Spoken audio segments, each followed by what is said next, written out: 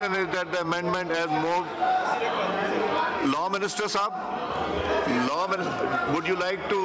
जी sir, मैं बिल्कुल इस पे दो बातों की वजाहत करूंगा। पहली बात तो ये है कि कानून साजी मैं बारहा कह चुका हूँ, इस मुअक्कर और मोअज़्ज़ज़ ऐवान का प्रेरोगेटिव है, इख्तियार है, और ये कानून साजी अल्लाह के 100 नामों के नीचे खड़े होकर मैं कह रहा हूँ आइन की रूह के ऐन मुताबिक है। ये अनकॉन्स्टिट्यूशनल नहीं है, ये आइन की रूह के ऐन मुताबिक है।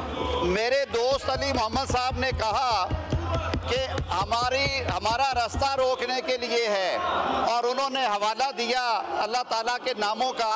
मैं ये भी अर्ज़ करता चलूँ कि इनके 81 लोगों ने अल्लाह ताला को हाजिर नाजर जान के ये हलफनामा दाखिल कराया। इनका ताल्लुक तरीके इंसाफ से नहीं है, सुन्नी इत्तेहाद काउंसिल से है। तो भाई किसी एक बात पे खड़े हों। आपने हलफनामे दिए, हलफनामे के मुताबिक आपने कहा कि आप बिला जबरो इकरा सुन्नी इत्तेहाद काउंसिल को ज्वाइन कर रहे हैं, आपको उनका रुकन तस्वर किया जाए।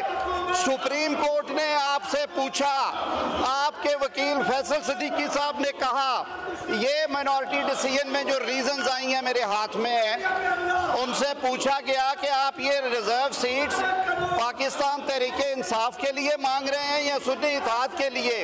लब्बैक कहा फैसल सिद्दीकी साहब ने, उन्होंने कहा जी सिर्फ सुन्नी इत्तेहाद के लिए। आपके वकील कंवल शोजब के वकील राजा सलमान अकरम साहब से पूछा गया कि क्या आप ये सीट्स क्लेम करते हैं? उन्होंने कहा जी ये सुन्नी इत्तेहाद को दी जाएं।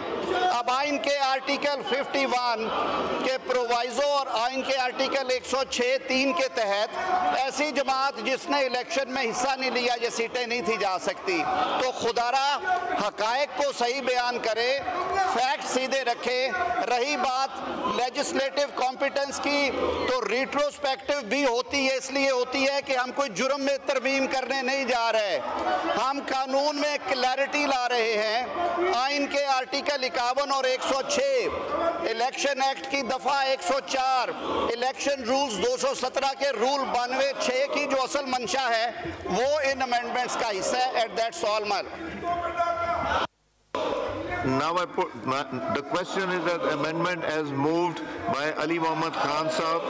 All those in favor of it